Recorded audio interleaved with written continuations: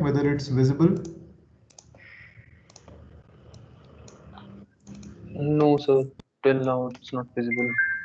What is visible So black screen is there. for everyone? Yes, sir. Yes, sir. Yes, sir. Yes, sir. Okay, let me share again.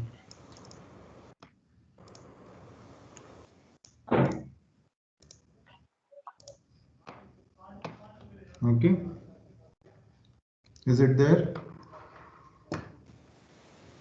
Not yet, sir.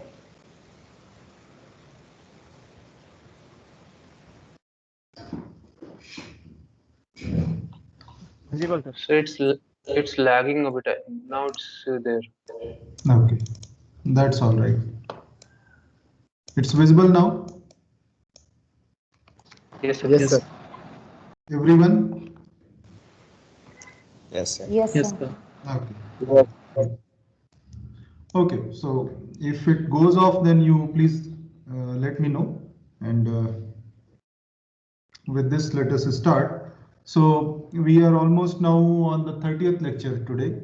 So we have been discussing several motor drives, and now we have come to special class of motors which is called permanent magnet motors. So we saw different ways by which the motion is assisted for any motor. So sometimes we may have flux stationary given by some permanent magnets or field windings on the stator, and the rotor has the armature winding, and which is what we call as DC motor. So here the current flow is assisted by the commutators, and that is how we get the continuous force on the rotor.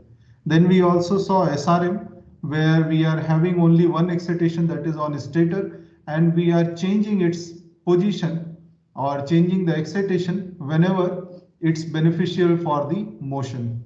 So, which is similar to how we have a simple electromagnet with C core and a moving plunger. So only when the plunger is away, we excite the coil and it can be attracted. So once it is in position, any further excitation will not change anything. So some properties we have seen, that how these materials should be and what should be there. So another class of motor we saw where we have some permanent magnets, and then we have some concentrated or lumped windings on the stator. And then if the magnet rotates or the rotor rotates, we have flux linkage something like in a trapezoidal form.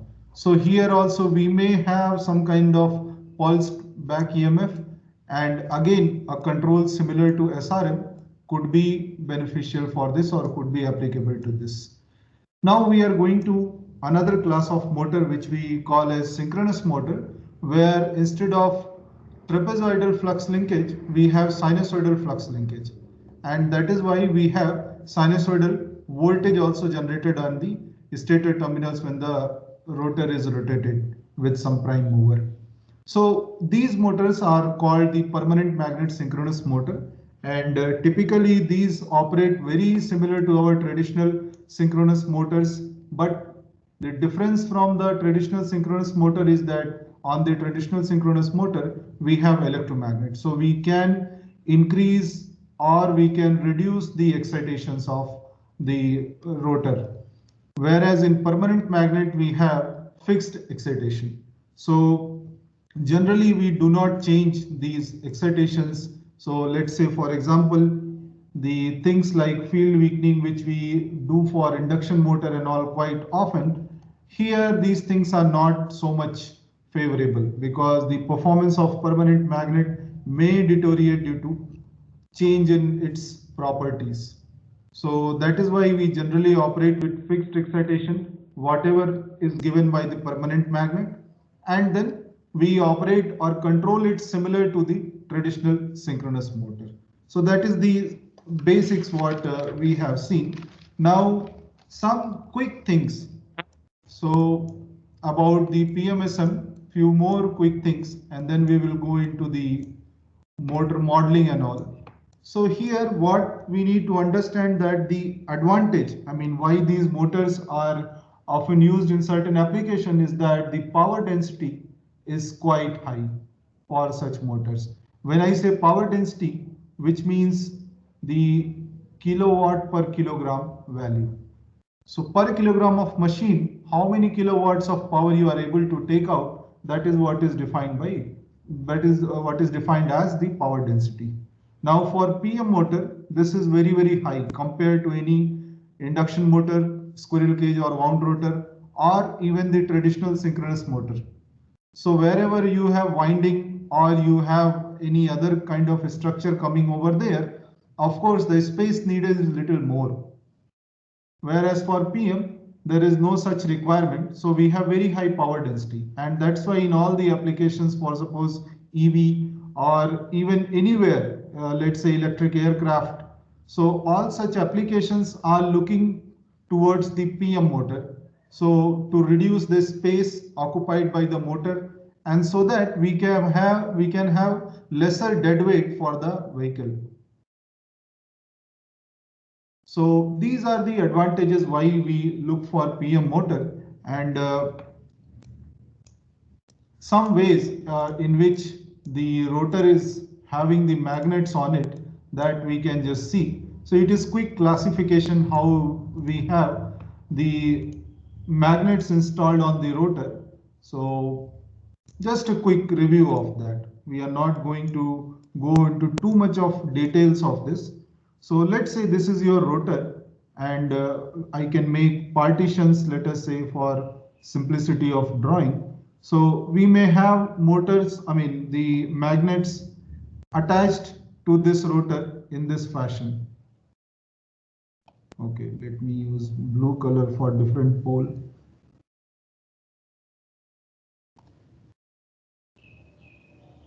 So let's say these are the north and south poles of the motors.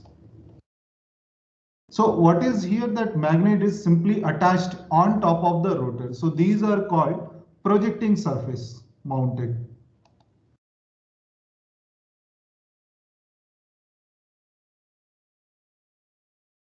These are surface mounted motors, which means we are not changing anything on the rotor, any cut or any other thing we are not doing. Simply we are attaching these magnets to the rotor, the cylindrical rotor what we have. This is one way. Second way could be we can actually insert the magnet inside the rotor. So what we can do, that we can cut some slot on the rotor and fix the magnet on the slot. Let us say this slot is cut.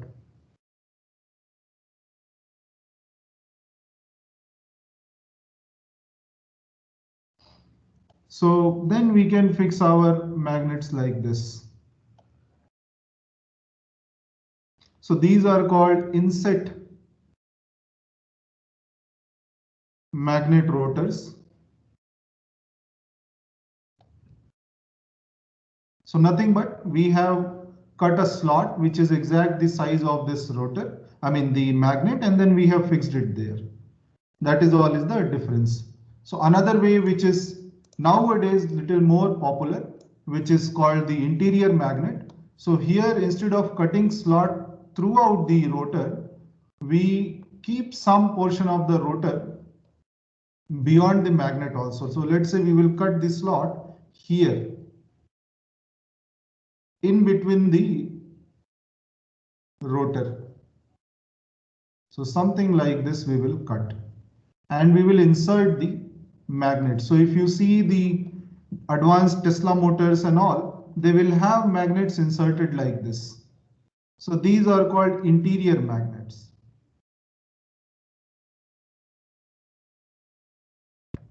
Interior magnet PMSM. So that is all. Just to classify like what different ways any rotor can have the permanent magnet, that is all. So generally these does not change any control property or anything for the rotor, but there may be some advantages for this interior magnet. That is why people are going more for it. So it may offer some advantages compared to these two. So that is all. Other than that, there is no difference in the control or any other aspect. Now, few assumptions which we must understand before going for the control is that we are avoiding any magnetic saturation. So we have no magnetic saturation. Which means what? Whatever flux density this magnet is able to provide, that is good enough for the motor. I mean, it's not taking that the particular stator or rotor material into saturation. So this is the first assumption. We are well operating within the saturation limits. Then the EMFs which are generated by the magnets attached to the rotor, these are sinusoidal in nature. So the back EMF, what you say, this is sinusoidal in nature. So there are not too much deformation. So another way to measure that is you can sort for the THD. What is the THD of that particular back EMF? So that will give a measure of how close it is to the sinusoid. So lesser the THD, then better the sinusoidal waveform. Then another thing could be the losses associated with the eddy current and hysteresis are negligible. This we do not give so much importance. We ignore as of now for the control point of view. And then we also assume that there is no additional field winding or damper winding. These kind of things are not there on the PMSM motor. Whereas on the traditional synchronous motor, we have some damper windings, and that is how we start our motor. This concept we all know very well, right? Is that correct? Good. So this is the difference. These things we keep in mind. Why? Because we will not keep any element associated with these properties in our model. So that is why we say that we are taking these assumptions, we are ignoring these. So we are not keeping anything which relates to magnetic saturation or non-sinusoidal back EMF or any kind of loss or any kind of damper winding or field winding. These components we will not have on our model. That is clear to all of you, right? Good. Now with this, we can go and understand how we do the control. So let us say now we are going for vector control. In general, that is what we are going to discuss. So if I first ask you, like, what is so special about vector control? I mean, if there is something called vector control, there must be something called scalar control also. Isn't it? Is that clear or not? If we are saying like we are discussing something called as vector control, there must be something called as scalar control. So what is scalar control? First, we must be clear about that. So what is called as scalar control in your opinion? I mean, it's not any viva. You are free to answer whatever you know.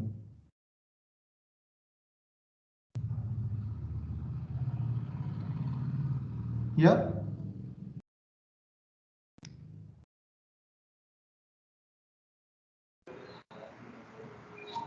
Average addition or subtraction. Okay.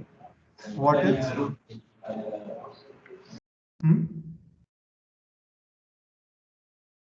Yes, Rajesh, saying something. Anybody? Suraj, Pranjal, Satyaprakash, Vijeta, Pooja, Alaj, Himanshu, Narendra, Gopal, anything, whatever you know. It's not a viva.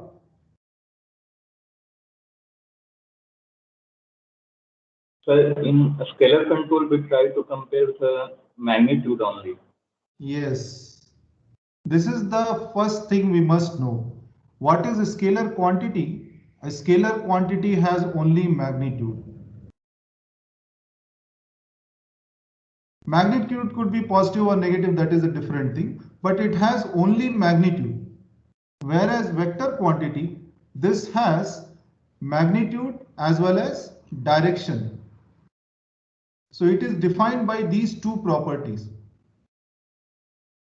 Understanding my point? So when we say scalar control, what we are trying to do, we are trying to control a scalar quantity. For example, all our control methods, what we have understood or done so far, for example, V by F or direct online start or resistance, rotor resistance insertion, all these techniques, what we are trying to do, we are trying to somehow keep the magnitude of the current, whether it is a stator current or rotor current, same thing. So this magnitude we are trying to keep under control. Getting my point? Isn't it? That was our prime objective. So we had some per phase equivalent circuit. And what we were doing essentially, that we were trying to keep this quantity Is within limits. Isn't it? The magnitude we were trying to keep within the limits of the motor.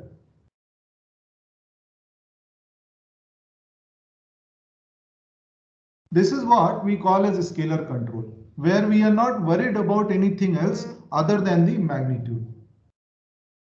Understanding my point? So if we have, let's say, three-phase motor, so what we will have basically three-phase sinusoidal current waveforms, which we try to keep within limits.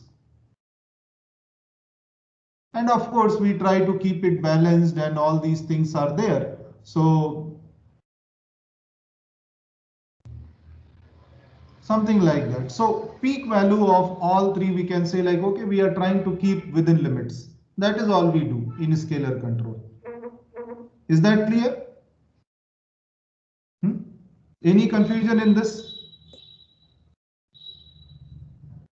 Now we have understood that when we were studying our space vector PWM, we have seen that any multi-phase quantity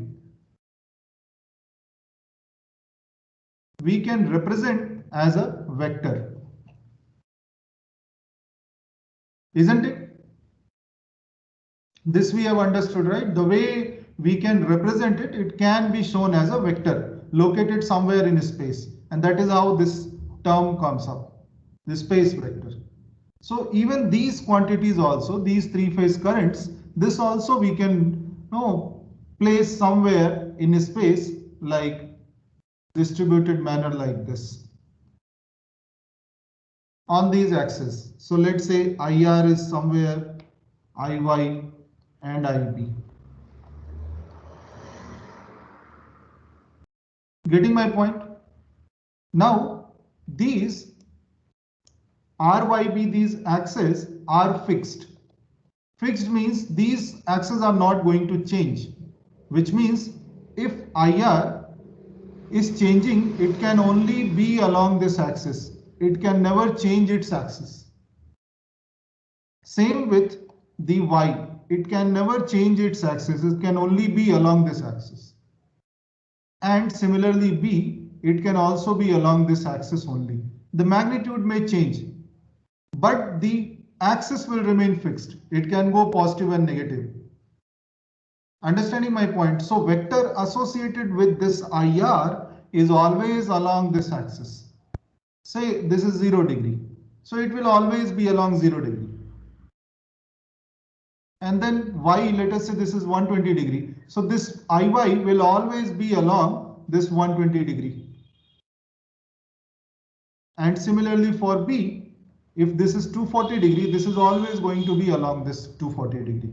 This is what we have understood in space vector PWM, right? In the beginning, how are we representing the quantity in space as a vector? Now, what happens when these quantities are changing along their respective axes? They result into a rotating vector. So let me indicate it by black. So this is a vector which is generated because of these quantities and which has tendency to rotate as these quantities change.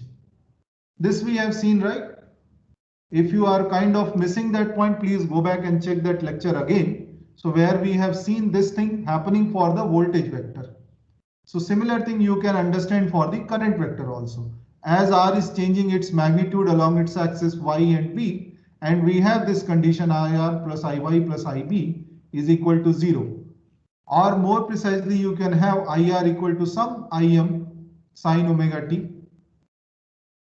then Iy equal to Im sine omega t minus 120 degree, and Ib equal to some Im sine omega t plus 120 degree. You can plug in some values of omega t or theta, and you can see how the vector starts from one position and it will go on rotating as you increase theta from 0 to 360. This we have seen, right? Now, in vector control, what we do, we try to have say over this vector quantity, the resultant vector generated by all these three-phase vectors or three-phase quantities. Understanding my point? Now, first thing, we must learn how to represent the vector correctly. So, any vector, let us say, if it has magnitude of I naught and it is located at some angle rho, so we can represent that vector as this. So what does this mean? E raised to power j omega is nothing but some cos rho plus j sin rho. So which means it has some real and some imaginary, or two components which are orthogonal to each other. Understanding my point, this is representing a vector in a plane. We are not going for anything more than 2 dimension over here as of now. So this is how we represent a vector in plane, represented by its magnitude I naught and the unit vector which represents its direction. Okay. Now the line which I am drawing under this I, small I, that represents a vector. I mean, this is how I denote a vector over here, and this will be followed from now. So underline below the letter, this is actually a vector. This is how I am indicating. You may indicate it like this also in the general way, but let us keep like this. Fine. So this is how I will follow. Now, if we have these vectors, so IR, IY, IB, so then we can represent our vector in terms of these vectors. So we can have vector IR plus vector IY plus vector IB. All three added, isn't it? Now, at any instant, IR can have value magnitude something like IR, capital IR. This could be the magnitude of IR. All three are not same. Please understand, this is a balanced three-phase system. If one is having the peak, other two will be in the middle. So don't confuse it like all three will sum and go to 0. This is not a scalar addition we are doing. Understanding my point? This is vector addition we are doing. Although the magnitudes will sum to 0, but the vector will not add up to 0. So let's say the IR vector is having magnitude IR at this particular instant, and it is at angle 0 degree, because that is our reference axis, let us say. Then IY we can represent by another magnitude IY, not IR here.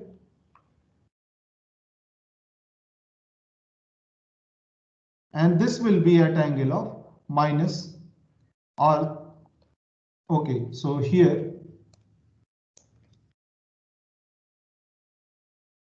plus 2 pi by 3.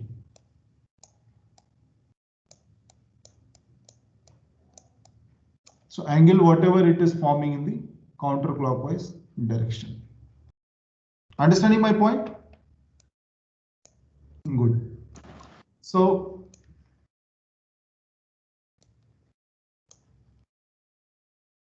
and then the third vector can be represented like this, 4 pi by 3. So whatever angle it is forming with the reference axis in the counterclockwise direction. So this was 2 pi by 3 and this is 4 pi by 3.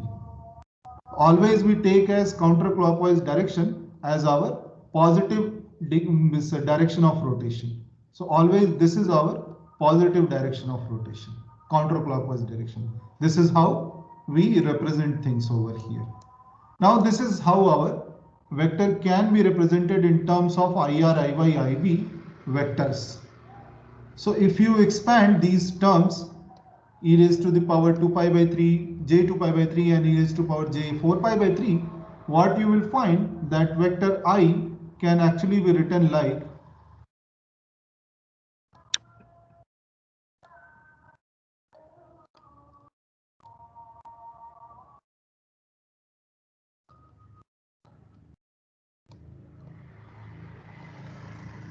you see this, you solve and check yourself. So this is how this boils down to these two components. So these two are orthogonal, one along the real axis, another along the imaginary axis. Understanding my point? So in general, that is how we define our orthogonal components. Now, these orthogonal components, we can say that instead of defining our quantities along three axes in the plane RYB, we can define actually along two axes, alpha and beta. So all these are a stationary frame of reference. These are not moving. Our vector is moving. This vector is moving with synchronous speed. Understanding my point? Now, why only two vectors in a plane? Because in a plane, any quantity or any vector can be represented in terms of two orthogonal components. That is the property, basic property. That's why these three vectors have come down to two components only.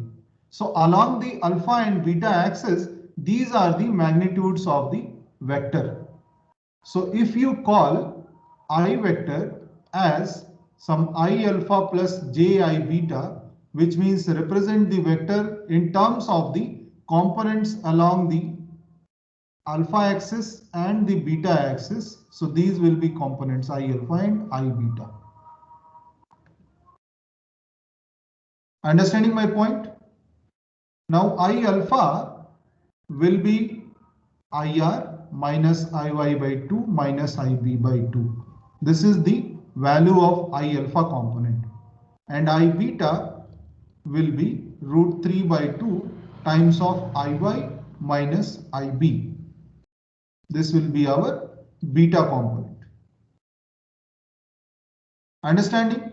This is how we are doing transformation from 3-phase to 2-phase.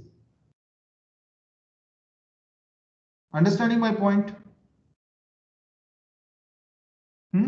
Yes, sir. Yes, sir. Yes, sir. Okay, so again, some people have gone off camera mode. So please turn on if you have turned off that. Narendra can have offline, off camera, can be off camera because he has issues, but other people, please keep your camera on. That gives me a feedback actually. So that is how we are defining our RYB quantity to our alpha beta frame of reference. Two orthogonal components we have defined over here. Now, if this is a balanced three-phase quantity or balanced three-phase system, we know that IR plus IY plus IB add up to 0. Then we can say our IY plus IB is nothing but minus IR, and so our I alpha can actually be written as 3 by 2 times of IR. That is the simplification. If we have this condition, IR plus IY plus IB equal to 0. If this condition does not hold true, then this we cannot write in general. For example, if we have VRO, VYO, VBO pole voltages, you may check this condition will not hold true. VRO plus VYO plus VBO will not be 0. And it should not be because it has all the triplet harmonic components. That means it has some common mode. So it is not equal to 0. The sum will be equal to the triplet harmonic components. Whereas your VRN, VYN, VBN, this will add up to 0. Understanding my point? The difference you are understanding here? So same goes with this. Any general three-phase system, if you are not sure about balance, you always use this for computing the I alpha component. I beta is anyway common. But if it is perfectly balanced system, you are not worried about any kind of imbalance, you may go for this. Understanding my point? Is that clear? Yes, sir. Good. Now, what we will see,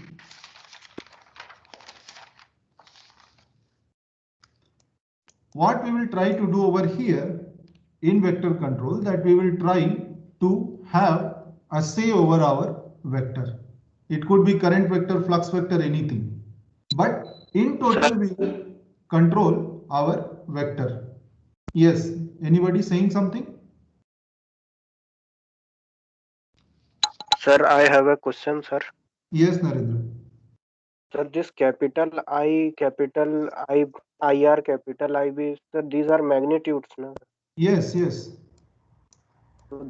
In balance system, sir, these all are equal, and this IR All plus are IB. equal. Yes, sir, magnitudes are equal. These magnitudes are equal, IR, IY, IB, or the peak value is equal. Means, yes, sir, peak value, sir. Ah. Okay, sir, yes. Sir, Yes. sir, here are you talking for an instant? Yes, of course. Okay. Any vector or anything is defined at this particular instant, right? Which can be generalized. When I write this IR, IY, IB over here, you can generalize it. Okay, what is I? Is nothing but some Im sine omega t e raised to the power angle 0 plus Im sine omega t minus 120 degree e raised to the power j 2 pi by 3 plus Im sine theta plus 120 degree e raised to the power j 4 pi by 3. That is how is the actual value. One is the space angle 0 to pi by 3 to 4 pi by 3. Another is your electrical angle omega t. Okay. Understanding my point? So when I write IR, this is Im sine omega t. When I write IY, this is Im sine omega t minus 120. When I write IB, this is Im sine omega t plus 120. So at any particular theta, this will be there, or any in general also this will be true. Okay, sir. Clear? Yes, sir. Yes. Good. So now this is what we try to do. Now next thing what we will understand that how to represent our machine in terms of equations. Any AC machine, how do we represent in terms of equations?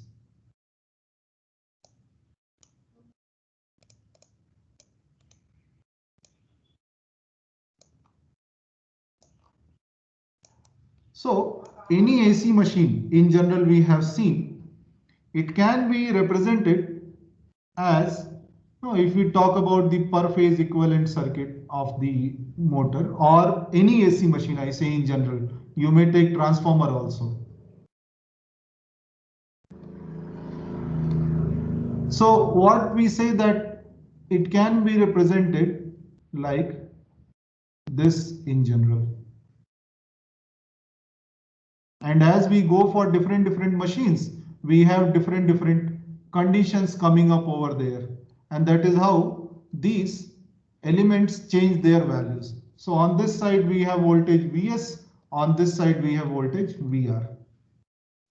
This is a general way in which any AC machine can be represented as its per phase equivalent circuit. What it has basically, what it says that it has some resistance for the stator winding. Then some leakage inductance. Leakage inductance accounts for the flux which is not associated with the magnetic circuit of the machine. Then there is some common circuit for the stator and rotor, or the two sides, primary or secondary, which is having the magnetizing flux, which represents the element which is responsible for generating the magnetizing flux. Then similarly on the rotor side, we may have some leakage inductance where the rotor flux which is not associated with any magnetic circuit, that is represented here.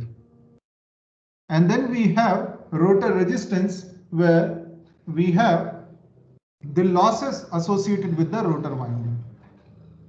Getting my point? Getting my point? This is clear Yes, or sir. not? Huh? Yes, So sir. here when we have, then we can know when we go for induction motor. So what do we say for induction motor? VR is equal to 0. And what else we have? We have some other things changing. There is a slip associated with that. So this, all these elements change their property, and then it becomes RR by S and all. So when we talk about particular machine, this generic per phase equivalent circuit gets modified according to that requirement. Is that clear? Yes, sir. Yes, sir. So we will take this, our general per phase equivalent circuit, and we will try to derive some equations for the stator and rotor sides. So we call this as stator and rotor electrical equations. Electrical because we are dealing with only electrical quantities over here. We are not looking for the torque or omega or these kind of things, how those are generated, how the mechanical dynamics is coming into place. These things we are not seeing. So in general, let us try to write the equations for the machine. Now we have seen that our RYP can be represented in terms of alpha beta equivalently. So multiplying factor of 3 by 2 or something like that is coming. And then our R by B quantities are very well represented in terms of alpha beta. This is clear, right? So which means the equivalent circuit also we can have two parts, alpha axis and beta axis. Instead of R, Y, B equivalent circuit, we can have alpha beta equivalent axis. Understanding my point or not? Yes, sir. Any doubt here? You ask immediately, because this is where we are starting.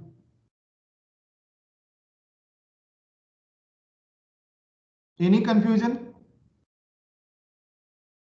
Okay, I give you another way of thinking. Let us say in the per phase equivalent circuit, this is there. Okay, now you write equation for RYP, rotor, and let's say rotor first, stator first of all. So we will write our VSR. That means the stator voltage on the R phase. So what it will have, stator current into on the R phase. We are simply writing the KVL for this loop and KVL for this loop. So nothing special we are doing. We are only going for the most basic approach. And we have the currents associated here, let's say IR, and here let's say IS. And at the junction, what will happen? Both these currents will enter into IM. So IS plus IR current flowing into this middle branch. This is clear, right? The equivalent circuit. Or shall I draw again and describe? Is there any confusion? I will come to alpha beta later. Don't worry about this. But is this equivalent circuit clear to you? Yes, sir. Yes, sir. Everybody right? Yes, sir. Yes, sir. This is the foundation. If you miss this here, then you will be bouncing everywhere. Let me explain again.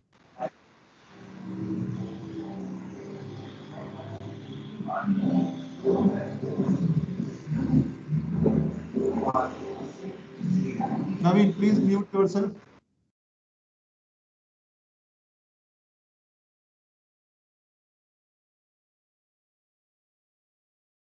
Elements you have understood. Now this is the voltage we are applying per phase on the stator and rotor side. And the currents corresponding to the stator and rotor sides are, let us say, IS and IR. So IS current is entering from the stator side, IR current is entering from the rotor side. Don't worry about where the power is flowing, what is happening. This is a general convention. Is that clear? Now what will happen to the middle branch? What current this will have? IS plus IR. Correct? This is clear to everybody, right? So how we are Yes, sir. Yes, feeding sir. current to the rotor from See, in case of transformer, how do? You have two sources, right? so from But sir, it's from load side, no? Rotor. That's what. If you consider source side, load side, that is the definition when you get whether current is going in phase or out of phase. I am saying irrespective of which one is source, which one is load.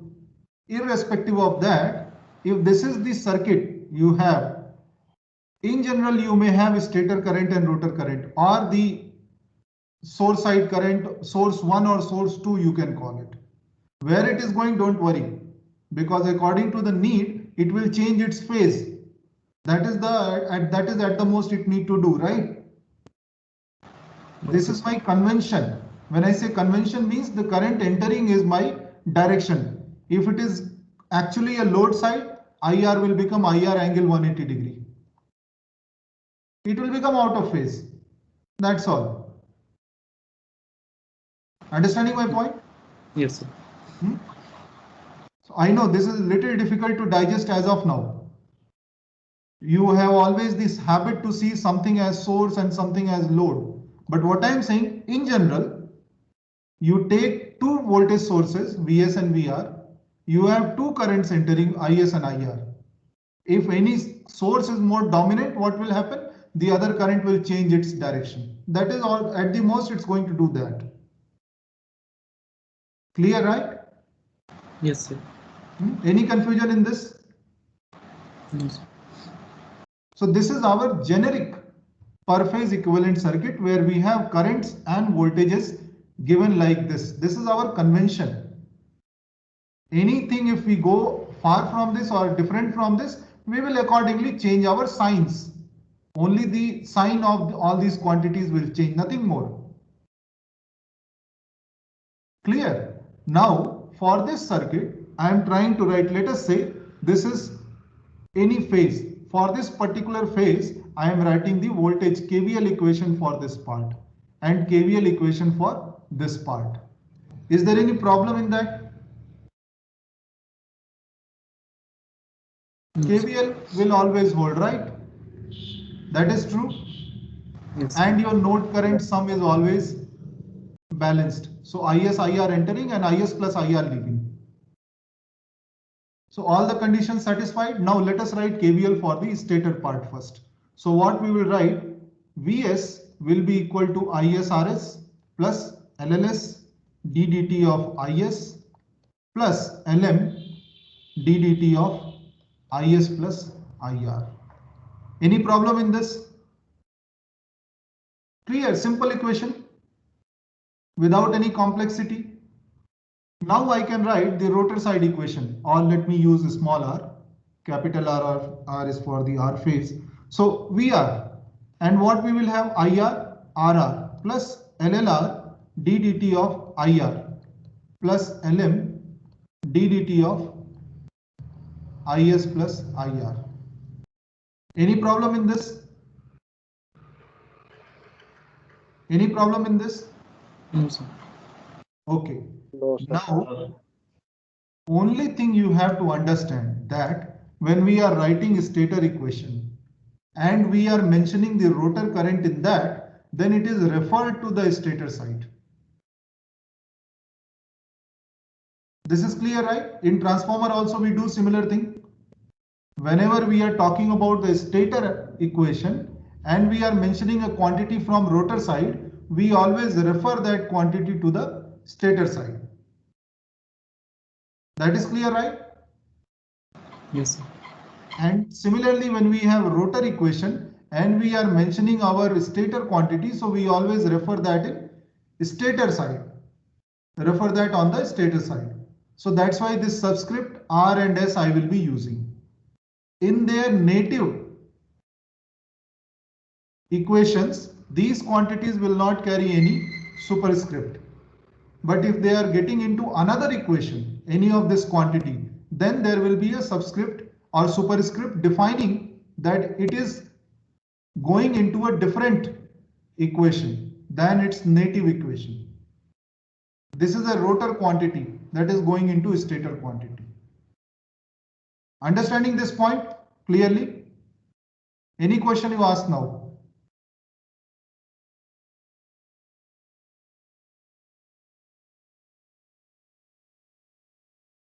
Any confusion in this, please ask.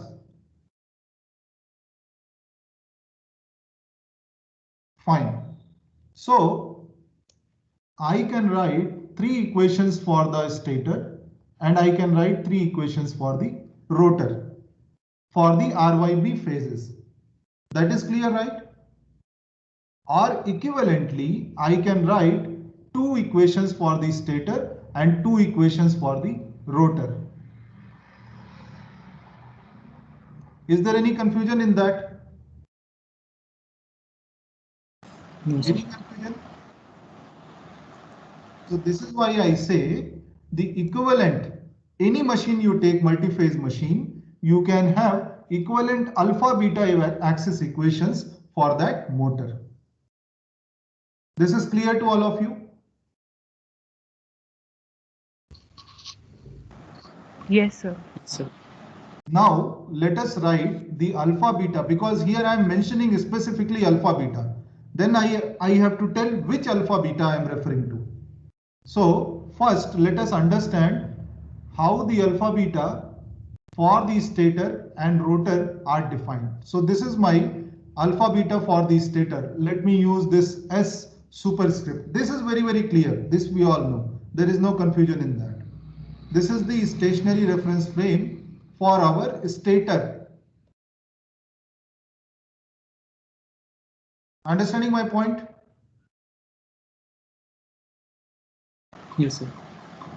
Now, when we say rotor, then again rotor will also have its own alpha beta axis in which the quantity will be defined. This is the rotor reference frame, alpha R, beta R.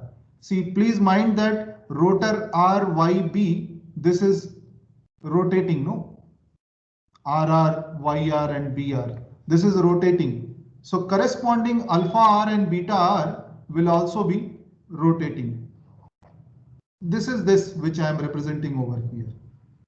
And the angle made by this at any instant is nothing but omega RT. Let's say it is rotating with omega R. So epsilon is omega RT. Or in general we can say d epsilon by dt is omega R.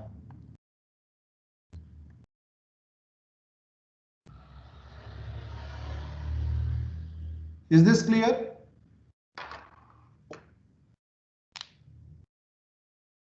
Is this clear to everyone? Yes, sir. Yes, sir. Yes, sir. Yes, Now sir. you will appreciate the point which I was saying, referring. What do we mean by referring? Whenever we are writing, let us say, our stator quantity. For example, this is my stator current, IS. IS will have some component in the stationary or stator alpha beta reference frame like this. Let's say I alpha S, I beta S. Similarly, the stator current will also have some components along the rotor alpha beta reference frame. Let's say I alpha R and I beta R. So obviously these two components are not same, right? Or is it same?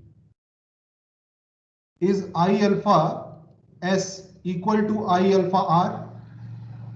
Can you say that? No. No, sir. Obviously, No, sir. No, sir. this is what I mean by referring. So let's say when I'm saying any equation about the rotor axis or rotor equation, if I'm writing, I must take my quantity in that reference frame before writing that equation. Understanding my point? That is why this subscript or superscript I am using over here, S or R. This is why I am using this. We cannot have the same representation as the other frame of reference. This is not equal. And similarly, our I beta S is not equal to our I beta R for any current. Clearly, it's different, right? Yes, sir. So that is why now you are clear why we are mentioning this superscript over here. Correct? Yes, sir. Yes, sir. Yes, sir. So if I have to write the alpha beta equations for the stator So what I will have, V alpha S. Alpha S means if I say alpha beta, please understand this is my alpha S beta S. If I say alpha R beta R, that is the rotor alpha beta. Please understand this. No, so if I use too many superscripts, it will become confusing. So I'm dropping some of the superscripts. If I simply say alpha beta, please understand this is related for the stator alpha beta. If I'm going for rotor, I will use R superscript so that it does not become too messed up. I'm keeping it little bit simpler. So here I'm writing V alpha S and my I alpha S RS plus LLS ddt of I alpha S plus LM ddt of I alpha S plus I alpha R in S. This is clear equation. Yes, sir. There is mutual coupling between the rotor and stator. And this mutual coupling is between alpha and alpha. So of any quantity on the alpha axis will interact with the alpha axis of the same quantity or of the same equation, and beta will interact with beta. But there is no coupling between alpha and beta, they are orthogonal. This is clear? Yes, sir. Yes. Yes, sir. There is no component of beta in this alpha axis. So alpha is completely independent of beta. Clear?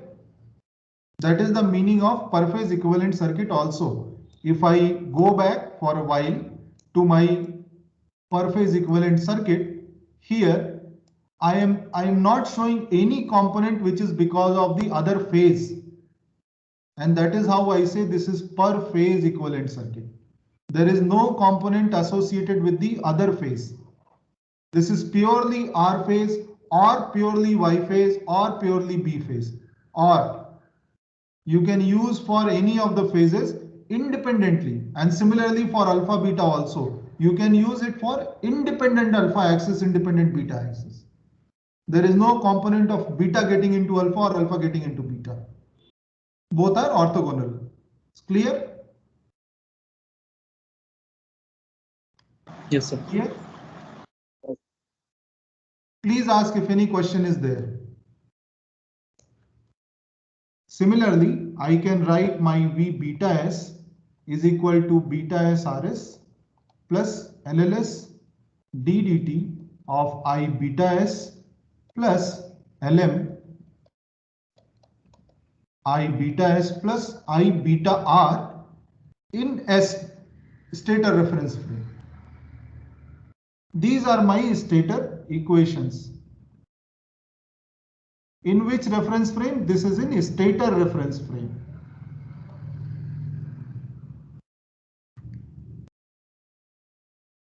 Understanding my point?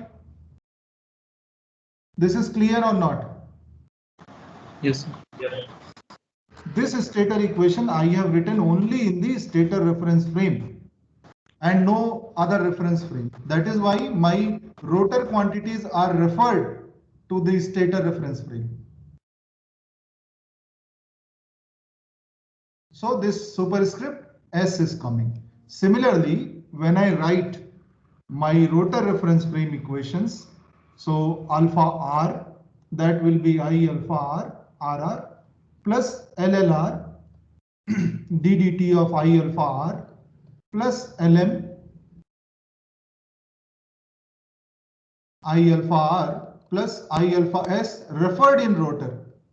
Similarly, I will have I beta R, I beta RRR plus LLR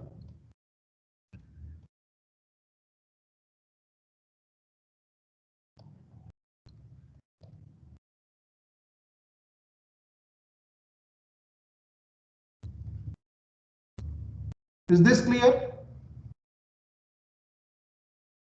Yes, sir. So I Yes, sir. have my rotor equations in rotor reference frame.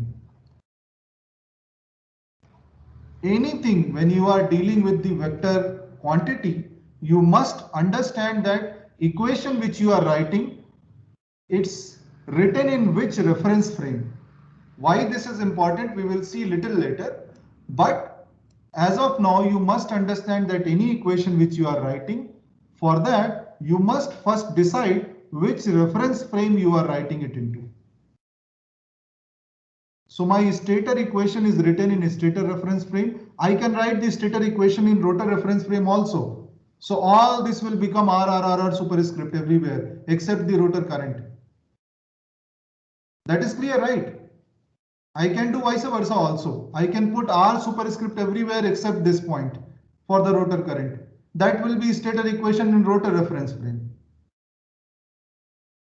But for simplicity, what we do, we write these quantities in their native reference frame. Native reference frame means if I am writing a stator quantity, I will write in its own reference frame, stator reference frame. If I am writing the rotor equation, I will write in rotor reference frame.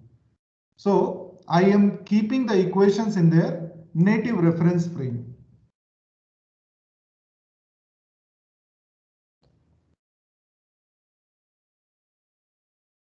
This is clear? Wherever they belong to. In that same reference frame, I am giving that equation. It's clear? Yes, sir. Yes. Any confusion here? Please ask. So I am stopping here because now onwards it will be little mathematical for few classes at least.